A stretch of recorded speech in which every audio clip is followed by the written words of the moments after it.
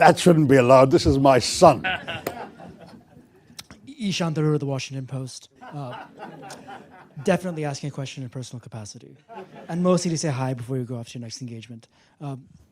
Raise the mic. Mostly to say hi before you go off to your next engagement. I'm curious though, on this tour you've been on, various countries in the Western Hemisphere, have any of your government interlocutors asked you to show evidence of Pakistan's culpability in the initial attack?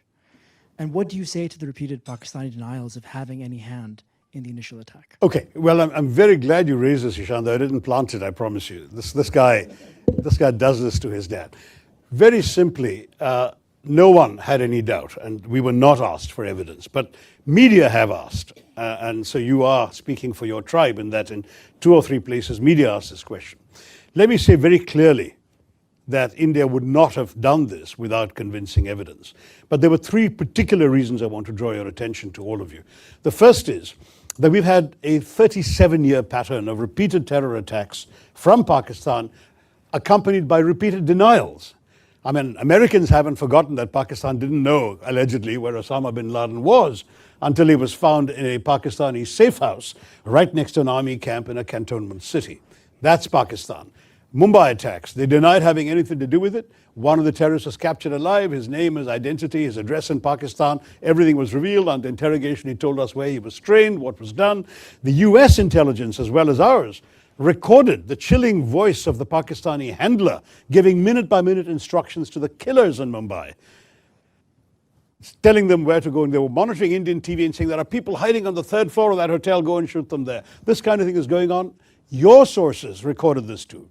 So we know what Pakistan's all about. They will dispatch terrorists, they will deny they did so until they're actually caught with red hands. That's the first. So I agree you're going to say, but that's circumstantial. Sure. Second point. The moment this happened, within 45 minutes or so of this happening, the terrorist attack, a group called the Resistance Front claimed credit. Who are the Resistance Front? They're a well-known proxy front of the Lashkar-e-Taiba, a banned organization listed by the United Nations, listed by the US State Department, which enjoys safe haven in the town of Murid-K in Pakistan.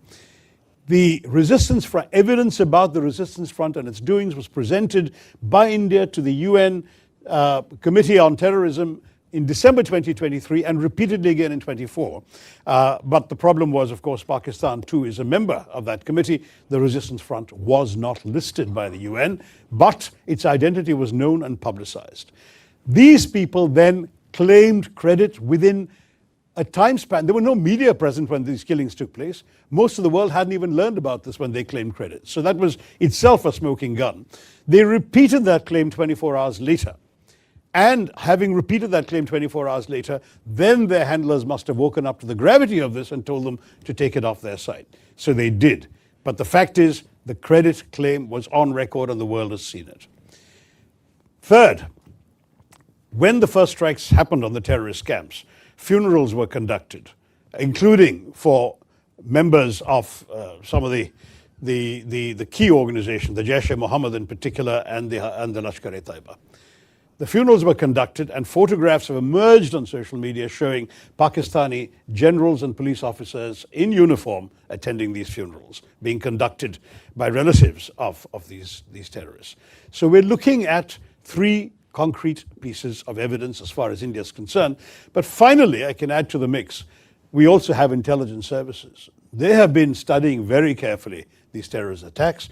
They have identified at least 4 of the 5 perpetrators, and they know who they are. In fact, and I'm told, and I don't have access to the direct intelligence information, but I've been reliably informed, they know that 2 of them are Pakistanis and the other 2 were locals who had exfiltrated, is the term, out to Pakistan for training 10 years ago and clearly was sent back for this mission this time. So it's on the basis of all of this put together that we said, we know who did this and we will take action. And that's exactly what we did. I can assure you India is not the kind of country that would undertake a military operation without very solid basis for doing so. This was not some random terror attack. I must say our government counts 24 terrorist attacks in the course of last year emanating from Pakistan, but none of them required this kind of response. We dealt with them. We either got the terrorists or killed them, minimal damage, very little loss of life. We dealt with it. This showed all the hallmarks of a sophisticated, planned, deliberate operation with reconnaissance, with intelligence work, with a modus operandi worked out, this cynical exercise of asking people their religion, shooting them between the eyes. This is not an ordinary terrorist, some bearded fanatic blowing himself up outside a supermarket. This is not that. This is a serious quasi-military style operation, and it required a military response.